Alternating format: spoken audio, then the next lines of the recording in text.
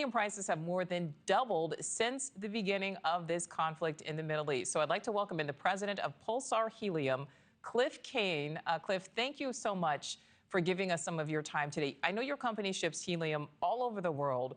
What kind of impact are you experiencing?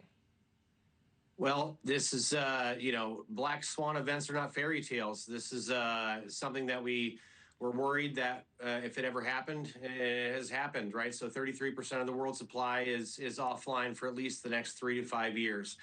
And I know I always get the helium balloon thing, but it touches everything in our everyday lives.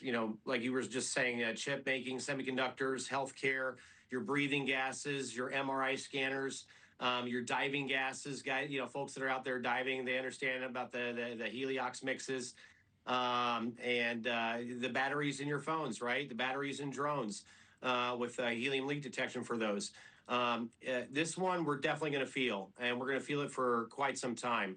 The price is already doubling. That's just the beginning of it. We're not even 40 days into this thing, and I can tell you when we talk about that pricing, 38 cents per foot is kind of the normal globally traded weight for helium.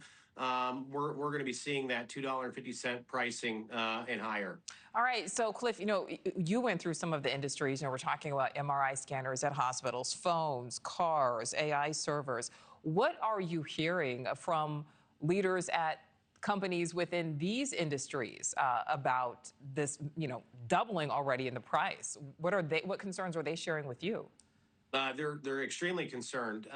The issue with helium is we don't have ramp up capacity anywhere globally, right? It's there's very few facilities that produce helium, especially to the what we call the 5/9 grade, which goes into most of these markets. And what do you do, right? They're definitely going to have to ramp down production. They're going to have to stop production. And the semiconductors, folks, they're probably going to feel this last, but it will affect everything from the chips that go into your F-35s, to your Patriot missile systems, munitions production. Consumer electronics are definitely going to feel the pinch here. So I would say in the next 30 to 60 to 90 days, right? Those new iPhone upgrades that you're wanting will probably be delayed. I think there's a report about switch prices going up. I mean, this is just the nature of how impactful helium is to our everyday lives in this modern day society. Absolutely. So, as we've said, Qatar produces a third of the world's helium supply, and its main helium facility is shut down because it was hit by a drone in the first week of the conflict. So, what Yeah. kind of further price increases, Cliff, do you think we could see if the Strait of Hormuz is not open soon? On the flip side of that, even if it were to be reopened today, I would imagine we would still see some fallout. Yeah, the plant itself was hit, and Qatar Energy said it themselves. It's 3 to 5 years to getting that back up and running.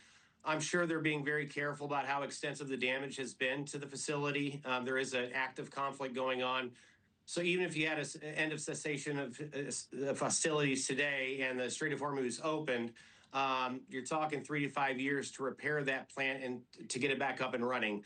Again, this is the shortage in our industry that we were always concerned about. One of these single critical point of failures in the system, and it's here. So pricing, it's probably still going to go higher than what we saw in the last shortage. So I would tell anybody that's using helium, they need to be contacting their suppliers. They need to be looking at how they can protect their current supply that they have now.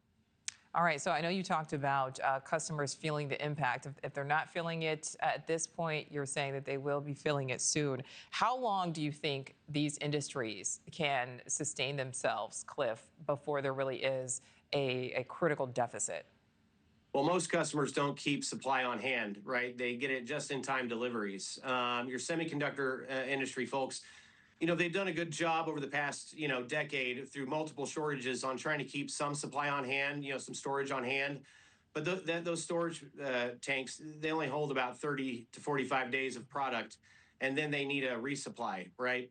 So again, we're only about 40 days into this thing. I would say the next 30 days, you're really going to start seeing the pain points. Thank you for watching. Subscribe below and download our NewsNation app right now on your phone, and you will get fact-based, unbiased news for all Americans.